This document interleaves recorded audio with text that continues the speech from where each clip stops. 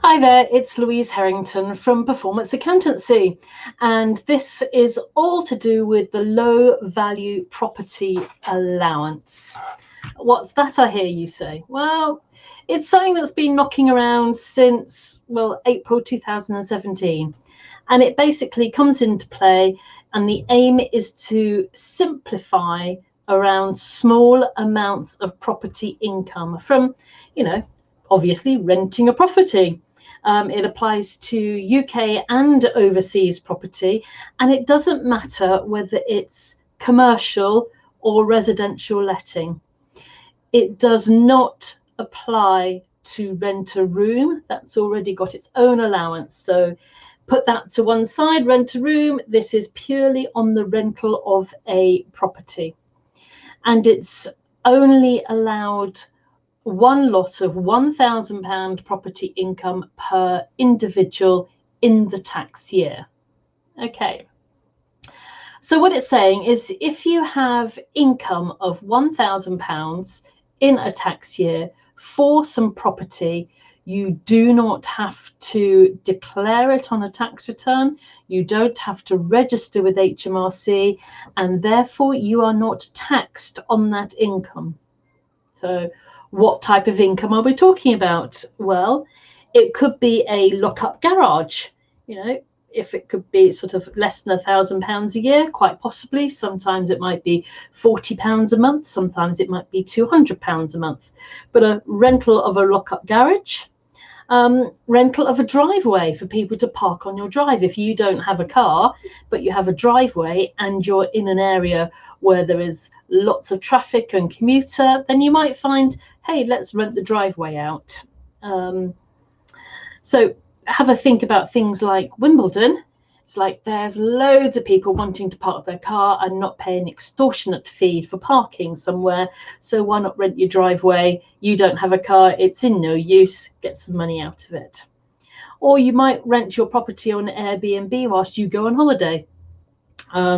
So you lob the property up on Airbnb, earn less than £1,000 potentially, and you've got a bit of money whilst you go on holiday. You never know, it may even pay for your holiday.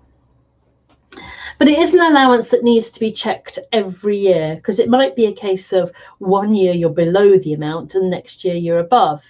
In theory, if you go, well, not in theory, if you actually go above the £1,000 of income from property, you do need to register as a landlord at HMRC. Okay.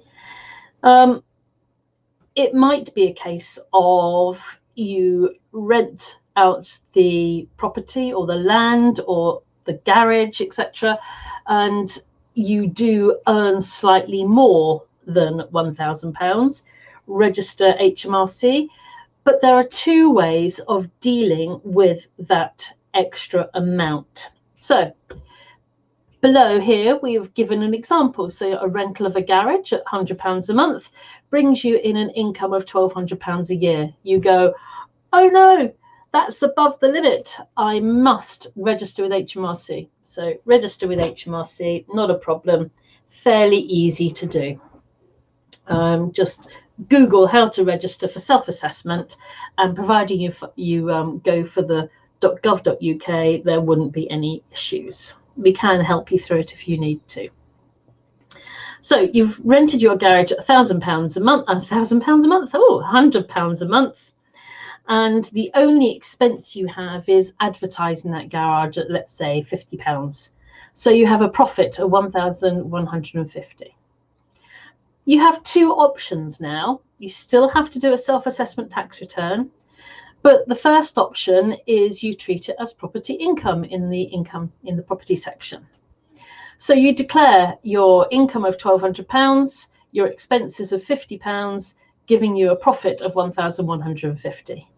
You then get taxed at 20% of that, and so that gives you a tax bill of, drumroll please, £230.